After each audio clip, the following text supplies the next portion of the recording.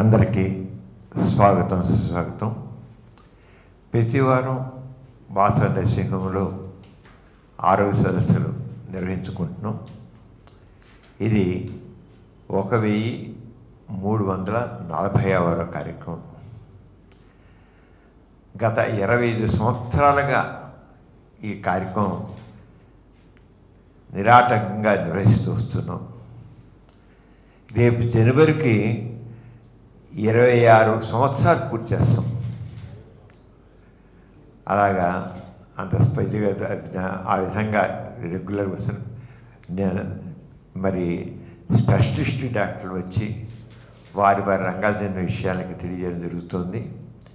ఈ రోజున ప్రముఖ gastroenterologist doctor B Sai Kiranmayi గారు పసదిద్దులో రాళ్ళు, దీన్ని గాల్ స్టోన్స్ అంటాం. ఈ గాల్ స్టోన్స్ ఎందుకు ఏర్పడతాయి, ఏర్పడితే ఎటువంటి ప్రాబ్లమ్స్ ఉంటాయి, ఈ గాల్ స్టోన్స్ వచ్చిన వాళ్ళు చికిత్స ఏమిటి, ఏ రకం చికిత్స ఉంటుంది. ఎందుకంటే మనందరూ పసరితిత్తే అందరూ తెలుసు కదా, పసరితిత్తే అని వింటుంటారు కదా, దాన్ని గాల్ బ్లాడర్ అంటాం. ఆ గాల్ బ్లాడర్లో రాళ్ళు ఏర్పడతాయి, ఆ పసరు రాళ్ళు ఏర్పడతాయి అన్నమాట. అంచేత ఆ పసరు రాళ్ళు గురించి గాల్ స్టోన్స్ అంటే పసరితిత్తుల రాళ్ళు ఏర్పడతాయి కనుక దాని నుంచి చాలా కామన్గా ఉంటుంటే మరి అల్ట్రాసౌండ్ స్కానింగ్ కొంతమందికి సైలెంట్గా కూడా ఉంటాయి. అల్ట్రాసౌండ్ స్కానింగ్ చేసినప్పుడు అది కనబడుతూ ఉంటాయి అన్నమాట. అలా ఉంటాయి. కొంతమందికి చాలా పెయిన్ వస్తుంది. అవన్నీ డాక్టర్ గారు ఎక్స్ప్లెయిన్ చేస్తారు. మీరు ఫేస్బుక్ ఫ్రెండ్స్ మీరు చాలా రెగ్యులర్గా ఈ కార్యక్రమాన్ని ఫేస్బుక్లో చూస్తున్నారు, లైవ్ చూస్తున్నారు. మరి మీకు ఏమైనా డాక్టర్ గారి వివరణ కావాల్సింటే వారి ప్రసంగం అయిన తర్వాత పోస్ట్ చేయండి. చేసేటైతే వారి చేత మీకు సమాధానం ఇప్పిస్తాను. అలా ఇక్కడ ఉన్నవాడు కూడా ఎవరికైనా డౌట్స్ ఉన్నట్లయితే డాక్టర్ గారి ప్రసంగం అయ్యాక అడగండి, తప్పని డాక్టర్ గారు మీకు సమాధానాలు ఇస్తారు. నా over to doctor B Sai Kiranmayi గారు, వారిని మాట్లాడాల్సిన కోరుతున్నాను. గుడ్ మార్నింగ్ అండి, అందరికీ నమస్కారం. నా పేరు డాక్టర్ సాయి కిరణ్మయి. నేను కన్సల్టెంట్ గ్యాస్ట్రోఎంట్రాలజిస్ట్ రమేష్ హాస్పిటల్లో పనిచేస్తున్నానండి, విజయవాడలో. సరే, ఇవాళ టాపిక్ గురించి మాట్లాడుకుందామండి. ఇవాళ topic gall stones. Gall stones అంటే గాల్ బ్లాడర్లో ఏర్పడే రాళ్ళని గాల్ స్టోన్స్ అంటారు. తెలుగులో గాల్ బ్లాడర్ని పిత్తాశయం అంటారు. అందులో ఉండే జ్యూస్ని పిత్తరసం అంటారు. అది మనం అందరం వాడుక భాషలో వాడేది. పిత్తరసం అనేది పచ్చగా ఉంటుంది. అది ఇక్కడ లివర్లో ఉత్పత్తి అయ్యి కిందకి గాల్ బ్లాడర్లోకి వస్తుందండి. అక్కడ ఈ సంచిలాగా ఉంది చూసారండి, దీన్ని గాల్ బ్లాడర్ అంటారు. అది లివర్లో తయారయ్యి ఈ గాల్ బ్లాడర్ సంచిలోకి వచ్చి స్టోర్ అవుతుంది.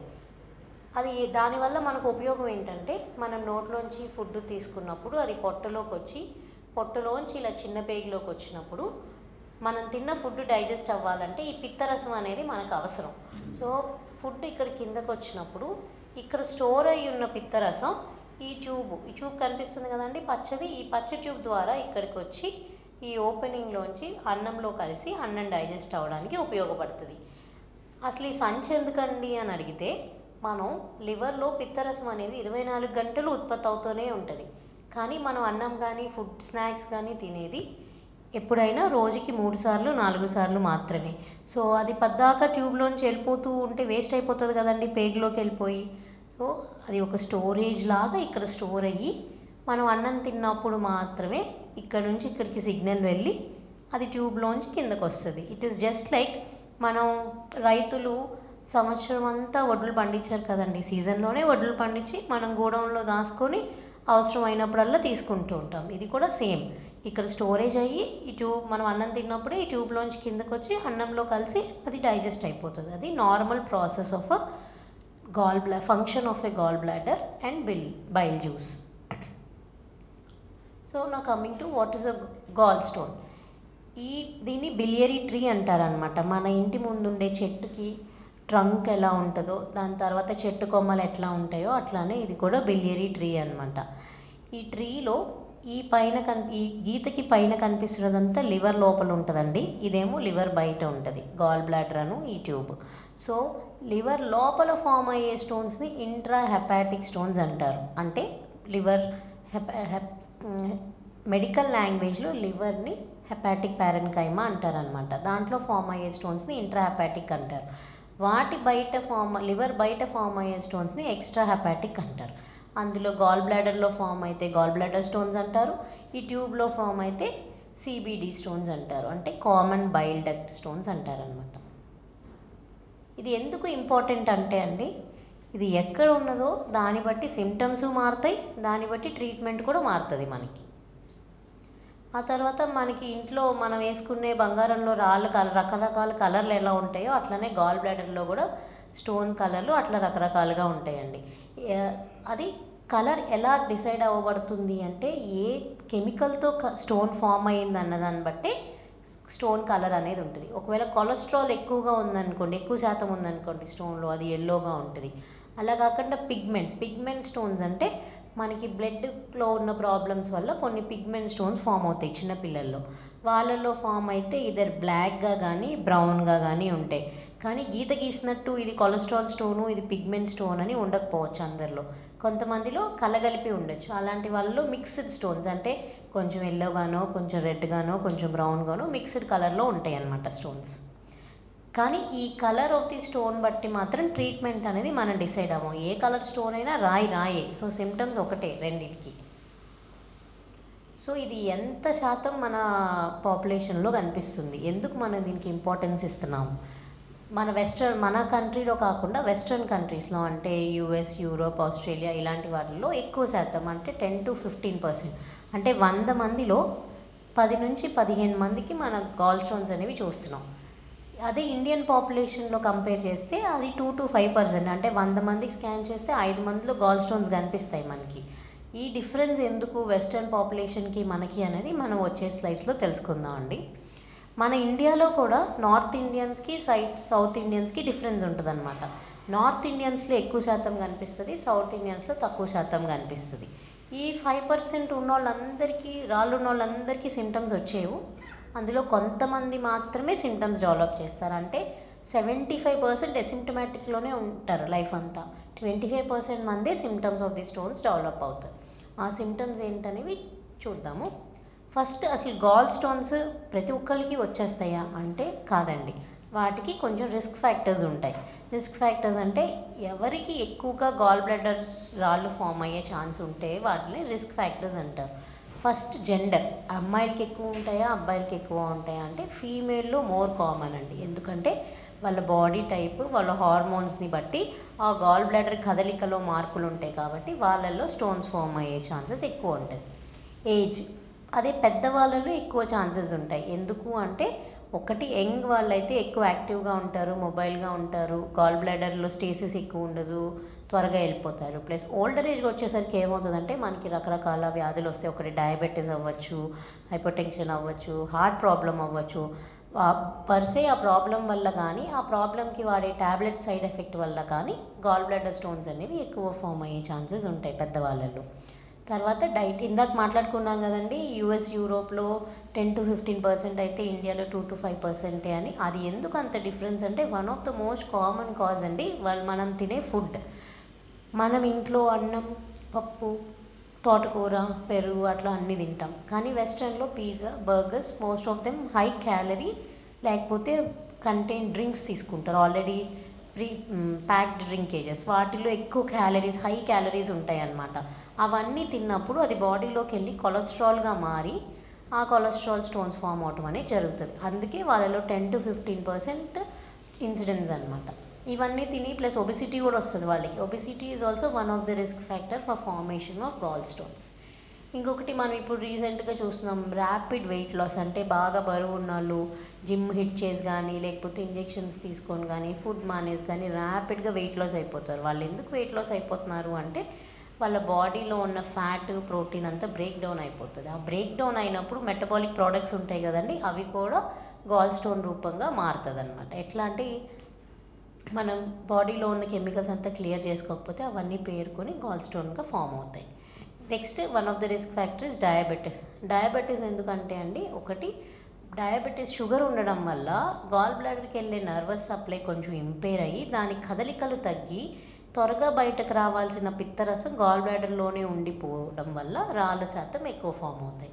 నెక్స్ట్ ఇన్ఫ్లమేటరీ బవల్ డిసీజ్ అంటే క్రాన్స్ డిసీజ్ అని ఒక రకం అనమాట. అది పెద్ద పేగుని చిన్న పేగుని ఎఫెక్ట్ చేసే ఒక రకమైన ఇన్ఫ్లమేటరీ డిజార్డర్. అందులో కూడా కొలెస్ట్రాల్ అబ్జార్ప్షన్ డిఫెక్ట్స్ వచ్చి గాల్ బ్లాడర్ స్టోన్స్ ఫామ్ అవుతాయి. నెక్స్ట్ మోస్ట్ కామన్గా మేము చూసేది ఏంటంటే ప్రెగ్నెంట్ లేడీస్. వాళ్ళకి అంతకుముందు గాల్ స్టోన్స్ ఉన్న ప్రెగ్నెన్సీ అయిన తర్వాత వాళ్ళకి సిమ్టమ్స్ ఎక్కువ అయ్యే ఛాన్స్ ఉంటాయి. లేకపోతే అసలు ముందు స్టోన్సే లేకపోయినా ప్రెగ్నెన్సీలో ఫామ్ అయ్యే ఛాన్సెస్ ఎక్కువ ఉంటాయి. అది ఎందుకు అంటే ప్రెగ్నెన్సీలో ఈస్ట్రోజన్ అనే హార్మోన్ ఎక్కువ ఉంటుంది. అది ఎక్కువ ఉండడం వల్ల గాల్ బ్లాడర్ మోటిలిటీ తగ్గి స్టోన్స్ ఫామ్ అయ్యే ఛాన్స్, ప్లస్ కొలెస్ట్రాల్ సింథసిస్ పాత్వేలో కూడా కొన్ని చేంజెస్ జరగడం వల్ల వస్తాయి. నెక్స్ట్ చాలామందికి డౌట్ ఉండేది, ఈ మందులు వాడడం వల్ల గాల్ స్టోన్స్ ఫామ్ అవుతాయా అండి అని డౌట్ ఉంటుంది. కానీ మనం రెగ్యులర్గా వాడే మెడిసిన్స్ దేనికి అంత సైడ్ ఎఫెక్ట్స్ ఉండవండి. గాల్ స్టోన్స్ మనం ఏదైనా హార్మోన్ థెరపీ ఈస్ట్రోజన్స్ తీసుకున్నా, లేకపోతే బాగా సిక్గా నీరసంగా ఉండి ఫుడ్ వెళ్ళలేక మనం టీపీఎన్ అంటాం, అంటే ఇంజెక్షన్ ద్వారా న్యూట్రిషన్ పెట్టించుకున్న వాళ్ళకి కానీ, చాలా ఎక్కువ రోజులు సెఫ్ట్రాఎక్సోన్ అనే యాంటీబయాటిక్ వాడినా కానీ ఇలా గాల్ స్టోన్స్ ఫామ్ అయ్యే ఛాన్సెస్ ఎక్కువ ఉంటాయి అన్నమాట. ఇప్పుడు వాటి వల్ల కలిగే సమస్యలు ఏంటి, ఏమైతే మనకి గాల్ బ్లాడర్ అని మనం సస్పెక్ట్ చేయాలి, గాల్ బ్లాడర్ ప్రాబ్లం అనేదానికి సిమ్టమ్స్ చెప్పాను కదండి. ఫస్టే చాలా వరకు 100 మందికి ఇప్పుడు స్టోన్స్ ఉన్నాయి అనుకోండి, అందులో 75% మందికి సిమ్టమ్స్ ఏమీ ఉండవు. Only 25% of them go to develop symptoms అండి. ఆ సిమ్టమ్స్ ఏంటంటే ఫస్ట్ వచ్చేది పెయిన్ అండి. మనకి లివర్ అనేది ఇక్కడ దాకా ఊపిరితిత్తులు ఉంటాయండి, ఇక్కడ లివర్ కింద గాల్ బ్లాడర్ ఉంటుంది అనమాట. మనం అన్నం తిన్న తర్వాత అన్నం తిన్న అరగంటకో గంటకో గాల్ బ్లాడర్ కదిలినప్పుడు మనకి అక్కడ నొప్పి వస్తుంది, రైట్ సైడ్ ఇక్కడ ఛాతి కింద. ఫుడ్ ఇంటేక్ మోస్ట్లీ మనం నాన్ వెజ్ తిన్నప్పుడు, బిర్యానీలు తిన్నప్పుడు, స్వీట్స్ తిన్నప్పుడు నొప్పి వస్తుంది ఎక్కువ. ఎందుకు అంటే వాటిలో ఫ్యాట్ కంటెంట్ ఎక్కువ ఉంటుంది. ఫ్యాట్ కంటెంట్ ఎక్కువ ఉన్న ఫుడ్స్ తీసుకున్నప్పుడు గాల్ బ్లాడర్ ఎక్కువ కదులుతుంది, దానిలో ఉన్న రాళ్ళు కూడా కదులుతాయి అన్నమాట. దానివల్ల మనకి నొప్పి అనేది వస్తుంది.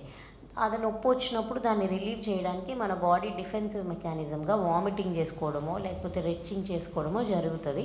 So it is usually associated with nausea or vomiting. బాగా గాల్ బ్లాడర్లోంచి రాయి పెద్దగా అయిపోయి అది కిందకు వచ్చేసి బ్లాక్ అయిపోతే పిత్తరసం ట్యూబ్ కూడా బ్లాక్ అయిపోయి కామెర్లు అనేవి వస్తుంది. ఆ ట్యూబ్ బ్లాక్ అయిపోవడం వల్ల జ్వరం కూడా వచ్చే ఛాన్సెస్ ఉంటాయండి చాలామందికి. సో ఇందాక చూపించాను కదండి గాల్ బ్లాడర్ అనేది, ఇదేమో గాల్ బ్లాడర్ బయట ట్యూబు, ఇది పొట్టలోంచి చిన్న పేగు వస్తుంది. సో మనకి స్టార్టింగ్లో రాయి అనేది ఇక్కడ ఉంటుందండి. ఆ రాయి చాలామందికి అసిమ్టమాటిక్ 75% వరకు. సెకండ్ ఏమవుతుందంటే పిత్తరసం కదిలి గాల్ బ్లాడర్ పిత్తరసం ట్యూబ్లోంచి బయటకు వచ్చేటప్పుడు దీంట్లో ఉన్న రాళ్ళు కూడా కదిలి ఇటు వస్తూ ఉంటాయి. అప్పుడు ఇక్కడ బ్లాక్ అయిందనుకోండి, ఇక్కడ బ్లాక్ అయితే దీనికి అవుట్లెట్ లేకపోవడం వల్ల ఇదంతా ఉబ్బిపోయి నొప్పి వస్తుంది. దాన్ని బిలియరీ పెయిన్ అంటారు. అది ఇంకా కొంచెం ముందుకెళ్ళి కనెక్షన్లో బ్లాక్ అయిందనుకోండి, అప్పుడు అసలు మొత్తానికి అవుట్లెట్ అంతా బ్లాక్ అయిపోయి ఎక్యూట్ క్యాలిక్యులస్ కోలిసిస్టైటిస్, అంటే క్యాలిక్యులై అంటే మెడికల్ లాంగ్వేజ్లో స్టోన్ అని అర్థం అండి, రాయి. అది బ్లాక్ అయిపోవడం వల్ల ఎక్యూట్ క్యాలిక్యులస్ కోలిసిస్టైటిస్ వస్తుంది.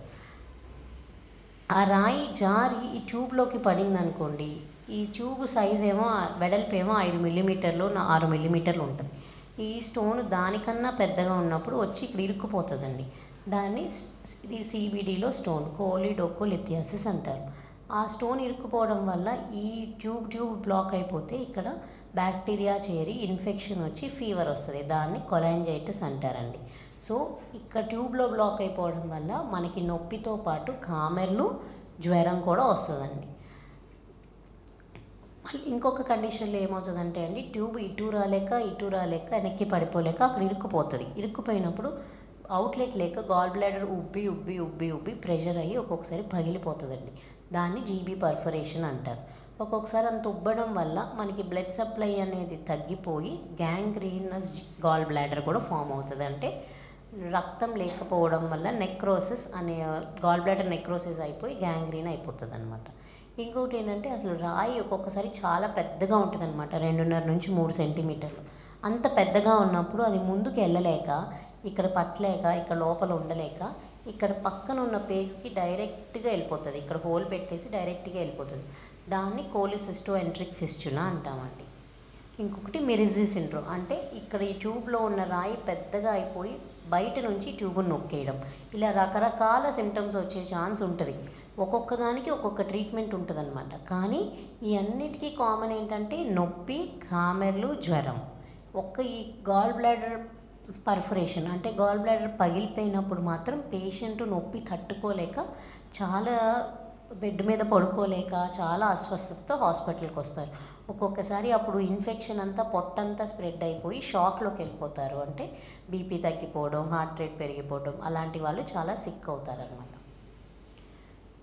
పేషెంట్ మన దగ్గరికి వచ్చారు, పెయిన్తో వచ్చారు, జ్వరం అన్నారు, కామెర్లు అన్నారు. అందరికీ అన్ని సిమ్టమ్స్ ఉండవని లేదండి. ఒక్కొక్కరికి పెయినే ఉండొచ్చు, ఒక్కొక్కరికి జాండీసే ఉండొచ్చు. అలాంటప్పుడు మనం ఎట్లా డయాగ్నోస్ చేస్తాము? ఫస్ట్ మనం బ్లడ్ టెస్ట్ చేసుకుంటామండి. Liver function test, complete blood count. Liver function test అంటే కామెర్లు ఎంత ఉన్నాయి, లివర్లో వాపు ఉందా లేదా అనేది చూసుకుంటాం. బ్లడ్ కౌంట్ ఎందుకు చూసుకుంటామంటే గాల్ బ్లాడర్లో ఇన్ఫెక్షన్ ఉన్నప్పుడు తెల్ల కణాలు అనేవి ఎక్కువ అయ్యే ఛాన్సెస్ ఉంటాయి. అలా బాగా ఎక్కువ ఉంటే సెప్సిస్లోకి వెళ్తున్నారని అర్థం. దానికి మనం అవసరమైన యాంటీబయాటిక్స్ అవన్నీ స్టార్ట్ చేసుకోవడానికి కంప్లీట్ బ్లడ్ కౌంట్ కూడా చూసుకుంటాం. మెయిన్గా మనం గాల్ బ్లాడర్ స్టోన్ డయాగ్నోస్ చేయాలంటే ఇమేజింగ్ అంటే స్కాన్ ప్రక్రియ అనమాట, అవి చేయాలి. అందులో most common ultrasound, USG abdomen అంటారు, అంటే బేసిక్ అల్ట్రాసౌండ్ స్కాన్. అవి కాకుండా కొత్త మొడాలిటీస్ ఏంటంటే CT scan of the abdomen, MRI scan అంటే ఎంఆర్సిపి. ఇప్పుడు చాలా కొత్తగా వచ్చింది ఏంటంటే ఎండోస్కోపిక్ అల్ట్రాసౌండ్, అంటే ఎండోస్కోప్లోనే అల్ట్రాసౌండ్ ప్రోబ్ పెట్టేసి చేసేసేదన్నమాట. సో ఫస్ట్ ఇది అల్ట్రాసౌండ్, దీన్ని గాల్ బ్లాడర్ అంటారనమాట. ఈ సంచిలాగా కనిపిస్తుంది కదండి, ఇది గాల్ బ్లాడర్. ఇందులో తెల్లగా కనిపిస్తుంది కదండి, అదే రాయి అనమాట. ఇది ఇంకొక ఇమేజ్. ఇది ఇక్కడ ఒక రాయి కనిపిస్తుంది పెద్దది, ఇక్కడ గాల్ బ్లాడర్ సంచి, ఇందులో చాలా రాళ్ళు, మల్టిపుల్, 1 2 3 4 5 6 స్టోన్స్ కనిపిస్తున్నాయి. నెక్స్ట్ సిటీ స్కాన్ అండి. ఇందులో కూడా ఇది లివర్ అండి, లివర్ కింద గాల్ బ్లాడర్. ఈ తెల్లగా కనిపిస్తుంది చూడండి, ఇదే రాయి అనమాట సిటీ స్కాన్లో. నెక్స్ట్ ఎంఆర్సిపి అనమాట, MRI scan of the abdomen. ఇది గాల్ బ్లాడర్ అండి. ఇందులో గాల్ బ్లాడర్లో స్టోన్ అంతా కనిపించకపోయినా ఈ ట్యూబ్ ఉంది చూసారా, gall bladder tube, CBD tube, ఈ డక్ట్లో ఇక్కడ ఒక గ్యాప్ లాగా కనిపిస్తుంది చూడండి, అది స్టోన్ అనమాట. సిటీ స్కాన్లో అయితే రాయి తెల్లగా కనిపిస్తుంది, ఎంఆర్ఐలో అయితే రాయి తప్ప పక్కనున్న పిత్తరసం అంతా తెల్లగా కనిపిస్తుంది, రాయి ఏమో ఎంటీ స్పేస్ లాగా కనిపిస్తుంది. నెక్స్ట్ ఎండోస్కోపిక్ అల్ట్రాసౌండ్, అంటే ఇది పేషెంట్ లోపలికి నోట్లోంచి ఎండోస్కోపీ పేగులోకి పంపించి అక్కడ నుంచి చేసేదండి. ఇది గాల్ బ్లాడర్ అండి, ఇక్కడ తెల్లగా కనిపిస్తుంది చూసారా, అవన్నీ స్టోన్స్. ఇప్పుడు మనం డయాగ్నోస్ చేసాం, పేషెంట్ నొప్పితో వచ్చారు, కామెర్లు వచ్చాయి, బ్లడ్ టెస్ట్లు చేసాము, కామెర్లు ఎక్కువ ఉన్నాయి, కౌంట్స్ ఎక్కువ ఉన్నాయి, స్కాన్ చేస్తే రాయి బయటపడింది. సో ఇప్పుడు నెక్స్ట్ మనం ఎలా ట్రీట్ చేయాలి పేషెంట్ని? మనం ఏమనుకుంటాం, అందరు చాలా వరకు గాల్ బ్లాడర్లో ఉంటే సర్జరీ చేసి తీసేస్తాము అనుకుంటాం. అది చాలా తప్పండి. గాల్ బ్లాడర్లో రాళ్ళు మనం ఫర్ ఎగ్జాంపుల్ ఏదైనా క్యాంపు పెట్టి 100 మందికి స్కాన్ చేస్తే అందులో 5 నుంచి 10 మందికి ఖచ్చితంగా గాల్ బ్లాడర్ రాళ్ళు దొరుకుతాయి. ఉన్నాయి కదండి, మీరు హాస్పిటల్కి వచ్చేసేయండి సర్జరీ చేస్తామంటే అలా కుదరదండి. ఎవరికైతే సిమ్టమ్స్ ఉన్నాయో వాళ్ళకే ట్రీట్మెంట్, సిమ్టమ్స్ లేని వాళ్ళకి ట్రీట్మెంట్ మోస్ట్ ఆఫ్ ది కేసెస్లో అవసరపడదండి. Asymptomatic patients no active intervention required. అంటే అన్లెస్ మనం ఏదన్నా పెద్ద అబ్డామిన్ సర్జరీ, పొట్ట సర్జరీ ఒకటి చేసుకుంటున్నాము, అదే టైంలో స్కాన్ చేపిస్తే మనకి గాల్ బ్లాడర్లో 1.5 నుంచి 2 సెంటీమీటర్ల స్టోన్ కనపడింది అనుకోండి, అది ఇన్సిడెంటల్ ఫైండింగ్ అంటారు. పేషెంట్కి సిమ్టమ్స్ ఏమీ ఉండవు. కానీ ఎలాగా పేషెంట్కి పొట్ట సర్జరీ చేస్తున్నాం కాబట్టి గాల్ బ్లాడర్లో కూడా స్టోన్ పెద్దగా ఉంది, ఫ్యూచర్లో కాంప్లికేషన్స్ వచ్చే ఛాన్స్ ఉంటుందని ఇన్సిడెంటల్గా కనుక్కున్న స్టోన్ని కూడా మనం కోలిసిస్టెక్టమీ చేసుకోవచ్చు. అది ఇండివిజువలైజ్డ్ డెసిషన్ అండి. పేషెంట్ కండిషన్ని బట్టి, పేషెంట్ చేసే మేజర్ సర్జరీని బట్టి అది కూడా తీసేయాలా లేదా అనేది ఆ ఇండివిజువల్ పేషెంట్కి తగ్గ డెసిషన్ తీసుకోవాలి. అందరికీ జనరలైజ్డ్ అప్రోచ్ అనేది ఉండదండి సిమ్టమాటిక్ పేషెంట్స్లో. Next coming to symptomatic patients, అంటే ఎవరికైతే గాల్ బ్లాడర్ రాయి వల్ల ఇబ్బంది ఉందో వాళ్ళకి ఏం ట్రీట్మెంట్ చేస్తాం? అందులో 2 రకాలు, మెడికల్ ఆర్ నాన్ సర్జికల్, లేదంటే సర్జికల్. మెడికల్ ట్రీట్మెంట్లో ఏంటంటే సర్జరీకి వెళ్ళకుండా ట్యాబ్లెట్స్తో కానీ వేరే విధానాలతో కానీ ఆ రాళ్ళని ట్రీట్మెంట్ ఇవ్వడం. Coming to medical treatment, medical treatment ఎవరికి ఇస్తామంటే అండి, సర్జరీ ప్రొసీజర్ తట్టుకోలేరు, లేకపోతే వాళ్ళకి సర్జరీ చేయలేము. అంటే ఫర్ ఎగ్జాంపుల్ ఎల్డర్లీ పేషెంట్స్ ఉన్నారు, వాళ్ళకి హార్ట్ ప్రాబ్లం ఉంది, హార్ట్ పంపింగ్ తక్కువ ఉంది, లేకపోతే కిడ్నీ ప్రాబ్లం ఉంది, లివర్ ప్రాబ్లం ఉంది, మత్తు ఇవ్వలేము, మత్తు ఇస్తే కాంప్లికేషన్స్ పెరిగే ఛాన్స్ ఉంటుంది అనుకున్న వాళ్ళకి ఈ ట్యాబ్లెట్స్ అనేవి సజెస్ట్ చేస్తామండి. లేదు ప్రెగ్నెంట్ లేడీస్లో గాల్ బ్లాడర్ స్టోన్స్ కామన్గా కనిపిస్తూ ఉంటాయి అన్నమాట. సో వాళ్ళకి కానీ మనం ప్రెగ్నెంట్ లేడీస్లో సర్జరీ అనేది కొంచెం ఫస్ట్ ట్రైమిస్టర్ థర్డ్ ట్రైమిస్టర్లో ఆలోచిస్తాం, అంత సేఫ్ కాదనమాట. ఫస్ట్ ట్రైమిస్టర్లో చేస్తే ఒక్కొక్కసారి ఫీటల్ లాస్ అవ్వడానికి ఛాన్స్ ఉంటుంది, లేదంటే థర్డ్ ట్రైమిస్టర్లో చేస్తే కొంచెం ఎర్లీగా లేబర్లోకి వెళ్ళిపోయి అలా ఛాన్సెస్ ఉంటాయి. So most safest period to operate in pregnancy second trimester. అలా మనం ప్రెగ్నెన్సీలో ఎంత సేఫ్ అయినా కానీ కొంచెం డిలే చేసి ప్రెగ్నెన్సీ అయిపోయిన తర్వాతే ట్రీట్ చేయడానికి చూస్తాం. అలాంటి వాళ్ళల్లో కూడా ఈ ట్యాబ్లెట్స్ అనేవి మనం సేఫ్గా వాడచ్చు అనమాట. దీన్ని ఓరల్ డిసొల్యూషన్ థెరపీ అంటారు. అంటే ఈ ట్యాబ్లెట్స్ ఇవ్వడం వల్ల గాల్ స్టోన్స్ కరుగుతాయి, అంటే సైజ్ తగ్గుకుంటూ వచ్చి డిసపియర్ అయిపోతాయి అనేది డిసొల్యూషన్ థెరపీ అంటారు. ఆర్సో డియాక్సికోలిక్ యాసిడ్ అనేది ఆ ట్యాబ్లెట్ పేరు, UDCA అనమాట. అందరికీ ఇవ్వలేమని చెప్పాం కదండి, దానికి కొంత సెలెక్షన్ క్రైటీరియా అనేది ఉంటుంది. అంటే mild symptom with no complications. ఇందాక చూపించాను కదండి డయాగ్రామ్లో, పర్ఫరేషన్ కానీ, ఎంఫసీమా కానీ, లేకపోతే గ్యాంగ్రీన్ కానీ, ట్యూబ్లో బ్లాక్ అయ్యి కొలాంజైటిస్ రావడం కానీ, అలాంటి ఏ కాంప్లికేషను లేకుండా మైల్డ్గా చిన్నగా పెయిన్ ఉన్న వాళ్ళకి మాత్రమే ఇది ప్రిఫరబుల్. ఇంకొకటి, మనం ఈ స్టోన్ CT MRI అవన్నీ తీస్తాం కదండి, వాటి మీద స్టోన్ ఎలా కనిపిస్తుంది అనే దాని మీద కూడా మనం డిసైడ్ అయి ఉంటుంది. అంటే కాల్షియం కంటెంట్ ఎక్కువ ఉన్నప్పుడు బాగా హైపర్ డెన్స్గా రేడియో ఒపేక్గా కనిపిస్తాయి అన్నమాట. అలా కాల్షియం ఎక్కువ ఉన్నవి, అంటే రాళ్ళులాగా గట్టిగా ఉన్నవి మనం ఇచ్చే ఓరల్ డిసొల్యూషన్ థెరపీతో కరగవు. అందుకని రేడియో లూసెంట్, అంటే కాల్షియం తక్కువ ఉన్నవి ఎక్స్రే మీద, హైపోడెన్స్ ఆన్ CT, అలాంటి వాటికి ఇది ప్రిఫర్ చేస్తాం. ప్లస్ సైజ్ చాలా ఇంపార్టెంట్. 2-3 సెంటీమీటర్లు ఉన్న స్టోన్కి మనం ట్యాబ్లెట్స్ ఇచ్చిన కరుగు అంటే అది కరగదండి. either less than 5 mm is most preferable, అంటే 0.5 సెంటీమీటర్స్, లేదు అంటే 1 సెంటీమీటర్ మ్యాక్సిమం. అంతకుమించి పెద్ద స్టోన్స్కి మెడికల్ ట్రీట్మెంట్ అనేది వర్క్ అవ్వదండి. ఇంకొకటి, కొన్ని సెంటర్స్లో గాల్ బ్లాడర్ మొటిలిటీని టెస్ట్ చేస్తారు. ఆ మొటిలిటీ నార్మల్గా ఉన్న వాళ్ళకే ఈ ఓరల్ డిసొల్యూషన్ ట్యాబ్లెట్స్ అనేవి ప్రిఫర్ అవుతుంది. కానీ ఇస్తాం ట్యాబ్లెట్స్, లైఫ్ లాంగ్ ఇస్తూ ఉంటామా? కాదు, దానికి ఒక చెక్ పాయింట్ అనేది ఉంటుంది అనమాట. ఎన్ని రోజులు వాడాలి, ఎంతకాలం వాడాలి అనేది. Maximum you can try from 6 months to 2 years. 6 months నుంచి 2 years వరకు ఈ ట్యాబ్లెట్స్ అనేవి వాడచ్చు. ఎప్పుడు ఆపేయచ్చు అంటే, ఒకటి ట్రీట్మెంట్ సక్సెస్ అయితే, ఇంకొకటి ట్రీట్మెంట్ సక్సెస్ అవ్వకపోతే. ట్రీట్మెంట్ సక్సెస్ అయిందని మీకు ఎలా తెలుస్తుంది అంటే, మనం ఫర్ ఎగ్జాంపుల్ ఒక 6 నెలలు వాడాము, ఆ తర్వాత ఒక అల్ట్రాసౌండ్ స్కాన్ తీపిస్తే స్టోన్స్ లేవు అన్నారు. కానీ ఒక్క అల్ట్రాసౌండ్ స్కాన్తోనే మనం డిసైడ్ చేసుకోలేము. ఇంకొక ultrasound scan 1 month apart, for example ఇవాళ December 9వ తారీఖు అండి, ఇవాళ తీసాము, స్టోన్ లేదు, మళ్ళీ January 9వ తారీఖు కానీ 10వ తారీఖు కానీ స్కాన్ చేసుకొని అందులో కూడా లేదు అని మనకి తెలిస్తేనే మనం ఇంకా ట్యాబ్లెట్స్ని ఆపేయచ్చు. లేదు అందులో కూడా సెకండ్ టైం తీసిన దాంట్లో స్టోన్ కనిపించింది అనుకోండి, మళ్ళీ ఇంకో 2 years, అంటే ఆయన ఎంతకాలం వాడారో మిగిలిన 2 years టైంకి మళ్ళీ కంటిన్యూ చేయొచ్చు. కొంతమందికి రెస్పాన్స్ ఉండదు. అలాంటి వాళ్ళు ఏంటంటే, మనం 6 months ట్యాబ్లెట్ ఇస్తున్నాము, మధ్యలో ఆయనకి స్టోన్ వచ్చి ట్యూబ్లో బ్లాక్ అయిపోయింది, లేకపోతే గాల్ బ్లాడర్ పగలడం జరిగింది, అప్పుడు వెంటనే ఆపేసి దానికి కావాల్సిన సర్జికల్ ట్రీట్మెంట్కి ప్రొసీడ్ అవ్వాలన్నమాట. లేదు అసలు ఏ కాంప్లికేషన్స్ అవ్వలేదు, కానీ 6 నెలలు వాడిన తర్వాత ఒక స్కాన్ తీసాము, కొంచెమే తగ్గింది, సగం 40% 30% తగ్గింది, సరే అని ట్యాబ్లెట్స్ కంటిన్యూ చేసాం, 2 years దాకా కంటిన్యూ చేసాం, అయినా కానీ ట్యాబ్లెట్స్ మాయమైపోలేదు అంటే, ఇంకా ట్యాబ్లెట్స్ స్టోన్ మాయమైపోలేదు అంటే ట్యాబ్లెట్స్ పనిచేయట్లేదు అని అర్థం. Maximum you can try up to 2 years అనమాట. 2 yearsకి కూడా స్టోన్ డిజాల్వ్ అవ్వలేదు విత్ యువర్ ఓరల్ మెడికేషన్స్ అంటే, మనం ఇంకా ట్యాబ్లెట్స్ ట్రై చేయడం వల్ల ఉపయోగం లేదని అర్థం అండి. ఇంకా వేరే ఇప్పుడు కొత్తగా వచ్చింది ఏంటంటే ESWL, అంటే extra corporeal shock wave lithotripsy. మనందరం వినుంటాం కదండి, కిడ్నీలో రాళ్ళకి లేజర్ చేసి పగలగొడుతున్నారు అని. ఆ సేమ్ టెక్నిక్ని గాల్ బ్లాడర్లో కూడా స్టోన్స్ పగలగొట్టడానికి కొన్ని సెంటర్స్లో ఇది చేస్తారండి. అదేంటంటే, ఇక్కడ చర్మం మీద ఒక ప్రోబ్ పెడతారు, ఆ ప్రోబ్లోంచి వేవ్స్ జనరేట్ అవుతాయి. ఈ వేవ్స్ జనరేట్ అయినవి ఇక్కడ గాల్ బ్లాడర్ స్టోన్స్ ఉన్నాయి కదండి, వీటిలోకి తగిలి వీటిని బ్రేక్ చేస్తాయి.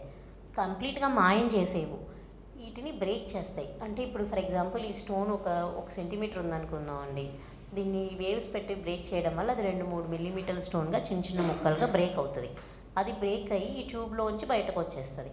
కానీ అన్నీ 2-3 మిల్లీమీటర్లే బ్రేక్ అవ్వాలని లేదు, కొన్ని స్టోన్స్ బాగా గట్టిగా ఉంటాయి, అవి బ్రేక్ అవ్వవు. అలాంటప్పుడు ఏం చేస్తామంటే ఈ షాక్ వేవ్ థెరపీతో పాటు ఇందాక మనం మాట్లాడుకున్న ఓరల్ ట్యాబ్లెట్స్ ఉన్నాయి కదండి, ఇవి కూడా ప్రిస్క్రైబ్ చేస్తాం. సో ఫస్ట్ ఈ వేవ్స్తో సైజ్ తగ్గిస్తాము, సైజ్ తగ్గించిన తర్వాత ఆ ట్యాబ్లెట్స్ కూడా ఇస్తాము. సో రెండు కలిపి సక్సెస్ రేట్ అనేది కొంచెం ఎక్కువ ఉంటుందండి. ఇంకోటి ఈ షాక్ వేవ్ లిథోట్రిప్సీలో చాలా రకాలు ఉన్నాయండి. రీసెంట్గా వచ్చిందే లేజర్ అండి. దీనికి ముందు ఉన్నవి ఏంటంటే అండర్ వాటర్ స్పార్క్ గ్యాప్ అని, పైజో ఎలక్ట్రిక్ క్రిస్టల్స్ అని, ఎలక్ట్రోమాగ్నెటిక్ మెంబ్రెయిన్ అని, అవి వాటిలో యూజ్ చేసే మెకానిజంని బట్టి వాటి పేర్లండి. కానీ బేసిక్ ప్రిన్సిపల్ అనేది same, you have to break the stones. ఇది ఈ రెండు మెడికల్ ట్రీట్మెంట్స్ అండి. ఈ లేజర్ ఈ షాక్ వేవ్ లిథోట్రిప్సీ చేసేటప్పుడు వేవ్స్ పంపిస్తాం కదండి, దానివల్ల కొంచెం సైడ్ ఎఫెక్ట్స్ ఉంటాయి. మనం చర్మం మీద నుంచి చేస్తాం కాబట్టి ఆ చేసిన చర్మం మీద కొంచెం రెడ్గా స్పాట్స్ వచ్చే ఛాన్సెస్ ఉంటాయి, వాటిని స్కిన్ పెట్టికే అంటాం. నెక్స్ట్ హెమచూరియా అంటే కాల్ బ్లాడర్కి దగ్గరలోనే కిడ్నీ కూడా ఉంటుందండి వెనకాల పక్క. ఓ బై మిస్టేక్ వానికి కొంచెం వేవ్స్ ఏమైనా తగిలితే కొంచెం యూరిన్లో బ్లడ్ కనిపించే ఛాన్స్ ఉంటుంది. ఈ గాల్ బ్లాడర్కి స్కిన్కి మధ్యలో లివర్ ఉంటుంది. సో ఆ వేవ్స్ లివర్లోంచి వెళ్ళి గాల్ బ్లాడర్కి తగలాలి. సో అప్పుడు లివర్ హెమటోమా అంటే లివర్లో చిన్నగా బ్లడ్ గడ్డగట్టడం అనేది ఉండొచ్చు. ఇంకొకటి హీమోబిలియా, ఈ గడ్డగట్టిన రక్తం ఒక్కొక్కసారి బైల్ డక్ట్ ద్వారా కింద పేగులోకి రావచ్చు. లేదంటే చిన్న చిన్న రాళ్ళు ఇరిగిపోయాయి కదండి, అవి వెళ్ళి ట్యూబ్లో బ్లాక్ అయ్యి కొలాంజైటిస్ రావచ్చు. ఈ ప్రొసీజర్కి మెయిన్ కాంట్రా ఇండికేషన్ ఏంటంటే ప్రెగ్నెన్సీ అండ్ కోయాగ్యులోపతి. ప్రెగ్నెన్సీ ఎందుకంటే అండి ఆ వేవ్స్ ఒక్కొక్కసారి ప్రెగ్నెంట్ యూట్రస్కి వెళ్ళి బేబీకి ఏమన్నా హామ్ చేయొచ్చు, లేకపోతే ప్రీ టర్మ్ లేబర్కి దారి తీయచ్చు. కోయాగ్యులోపతి అంటే కోసం కానీ లేకపోతే వేరే న్యూరలాజికల్ కండిషన్ కోసం కానీ రక్తం పలచబడే ట్యాబ్లెట్స్ వేసుకుంటూ ఉంటారు. అలాంటి వాళ్ళలో ఈ వేవ్స్ ఇచ్చినప్పుడు కొంచెం బ్లీడింగ్ అయ్యే ఛాన్స్ ఎక్కువ ఉంటుంది. అందుకని ఈ ప్రాసెస్ అనేది కాంట్రా ఇండికేటెడ్ అండి. నెక్స్ట్ మెడికల్ ట్రీట్మెంట్ అయిపోయింది, మనం ట్రై చేసాము, నెక్స్ట్ సర్జికల్కి వెళ్ళాలి. లేదు పేషెంట్ సివియర్ పెయిన్తో కాంప్లికేషన్స్తో వచ్చారు అంటే అప్పుడైనా సర్జికల్ ట్రీట్మెంట్కి వెళ్ళాలండి. మన సర్జికల్ ట్రీట్మెంట్ అనేది స్టోన్ ఎక్కడ అన్న దాన్ని బట్టి మారుతుంది. అదే గాల్ బ్లాడర్లో స్టోన్ ఉందనుకోండి, దానికి కోలిసిస్టెక్టమీ అంటే గాల్ బ్లాడర్ మొత్తం తీసేయాలి. దానికి 2 రకాలు. అంతకుముందు అయితే ఫుల్ కట్ చేసి బార్న గాల్ బ్లాడర్ మొత్తం సపరేట్ చేసి ఇదంతా గాల్ బ్లాడర్ తీసేవాళ్ళు. ఇప్పుడు రీసెంట్ టెక్నాలజీస్ వల్ల కీ హోల్ సర్జరీ అంటే లాప్రోస్కోపిక్ సర్జరీ అనమాట. అంటే చూసారా ఇక్కడ ట్యూబ్స్ ఇక్కడ ఒకటి పెట్టి 3 హోల్స్ ద్వారా గాల్ బ్లాడర్ని నీట్గా లివర్ దగ్గర నుంచి సపరేట్ చేసి తీసేస్తారు. దీంతో మనకి లాప్రోస్కోపీతో అడ్వాంటేజ్ ఏంటంటే అండి షార్ట్ హాస్పిటల్ స్టే, పెయిన్ కూడా పేషెంట్కి తక్కువ, కాంప్లికేషన్స్ రేట్స్ కూడా తక్కువ. కాకపోతే ఏంటంటే మోస్ట్ ఆఫ్ ద టైమ్స్ లాప్రోస్కోపీలోనే ఈ ప్రొసీజర్ కంప్లీట్ చేసేయచ్చు. కొన్నిసార్లు లాప్రోస్కోపీలో వెళ్ళి లోపల చూసినప్పుడు గాల్ బ్లాడర్ బాగా అతుక్కుపోయి ఉండడము, పగిలిపోయి ఉండడము, లేకపోతే బాగా ఉబ్బి అసలు లాప్రోస్కోపీలో డిసెక్ట్ చేయలేని రకంగా ఉంటే అప్పుడు మళ్ళీ ఓపెన్ సర్జరీగా కన్వర్ట్ చేసుకునే ఛాన్సెస్ ఉంటుంది. అది ఆన్ టేబుల్ సర్జన్ మాత్రమే డిసైడ్ చేయగలరండి. నెక్స్ట్ మనం స్టోన్ గాల్ బ్లాడర్లో ఉంటే సర్జరీ అనుకున్నాం కదండి, ఈ ట్యూబ్లో ఉంటే ట్రీట్మెంట్ ఏంటి అంటే ఈఆర్సిపి ఎండోస్కోపిక్ రెట్రోగ్రేడ్ కొలాంజో ప్యాంక్రియాటికోగ్రఫీ. అంటే నోట్లోంచి ఎండోస్కోప్ తీసుకొచ్చి ఇక్కడ నుంచి ఒక వైర్ పంపించి, వైర్ ఒక బలూన్ ఉంటుంది అనమాట, ఇక్కడ ఆ బలూన్లో గాలి నింపి ఆ బలూన్ని పట్టుకొని కిందకి లాగుతారండి. ఆ కిందకి లాగినప్పుడు ఈ స్టోన్ కూడా ఇందులోంచి కిందకి వచ్చేస్తుంది. ప్లస్ ఇక్కడ ఒక స్టెంట్ పెడతాం. ఎందుకు స్టెంట్ పెడతామంటే ఇక్కడ ఇంకా స్టోన్స్ ఉంటాయి గాల్ బ్లాడర్లో, అది మళ్ళీ కింద పడకుండా స్టెంట్ పెడతాం. ఆ స్టెంట్ పెట్టిన తర్వాత ఆ స్టెంట్ని మనం 3 నెలలు ఉంచుకోవచ్చు. 3 నెలల లోపల గాల్ బ్లాడర్ సర్జరీ కూడా చేసి ఆ తర్వాత ఆ స్టెంట్ని తీసేయాలన్నమాట. ఇవి గాల్ బ్లాడర్ స్టోన్కి ట్రీట్మెంట్స్ అనమాట. గాల్ బ్లాడర్ స్టోన్ కానీ సివిడి డక్ట్ స్టోన్ కానీ మనం చూసాం కదండి. గాల్ బ్లాడర్ స్టోన్స్ అంటే ఏంటి, ఎవరికి ఎక్కువ రిస్క్ ఫ్యాక్టర్స్ ఉంటే వాళ్ళకు వస్తాయి, సిమ్టమ్స్, వాటి కాంప్లికేషన్స్, వాటి ట్రీట్మెంట్. థ్యాంక్ యూ అండి. డాక్టర్ సాయి కిరణ్మయ్య గారు చాలా అందరికి అర్థమయ్యే రీతిలో, చాలా తేలిగ్గా అర్థమయ్యే రీతిలో మొత్తానికి గాల్బ్లాడర్ స్టోన్స్ ఎందుకు వస్తాయి, ఎలా ఉంటాయి, వాటి ట్రీట్మెంట్ వాటి ఏంటి అనేది చాలా స్పష్టంగా ఎవరికి కన్ఫ్యూజన్ లేకుండా. ఫేస్బుక్లో అయితే ఎవరు క్వశ్చన్స్ పోస్ట్ చేయలేదు, చాలా చక్కగా చెప్పారు. మరి ఈ కొన్నాళ్ళు ఎవరికైనా డౌట్స్ ఉంటే అడగండి. ఎవరికైనా డౌట్స్ ఉన్నాయా? ఎవరికి లేదా? Very good, thank you very much madam, excellent presentation. మళ్ళీ ఇదే టాకు మనకి సమరం హెల్త్ ఛానల్ అని యూట్యూబ్లో ఛానల్స్ ఉన్నాయి కదా, యూట్యూబ్లో సమరం హెల్త్ ఛానల్ ఉంది. అదే 1-2 రోజుల్లో మనం దాంట్లో పోస్ట్ చేస్తాం దీన్ని. మరి అందరూ కూడా మళ్ళీ చూడడం కోరుతున్నాను.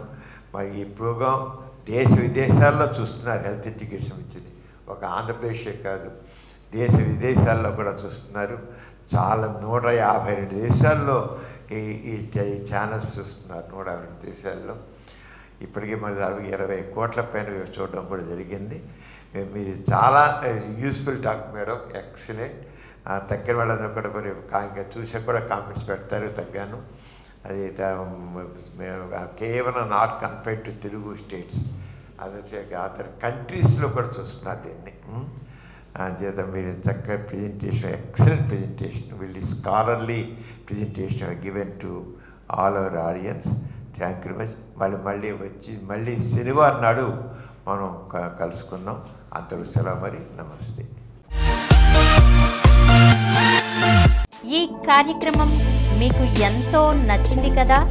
ఇటువంటి మరిన్ని వీడియోల కోసం అనతి కాలంలోనే 20 కోట్లకు పైగా వ్యూస్ సాధించిన సమరం ఛానల్ సమర్పించు సమరం హెల్త్ ఛానల్కు సబ్స్క్రైబ్ చేయండి, లైక్ చేయండి, మీ ఫ్రెండ్స్కి షేర్ చేయండి. అలాగే ప్రక్కనున్న గంట సింబల్ని ప్రెస్ చేయడం మర్చిపోకండి.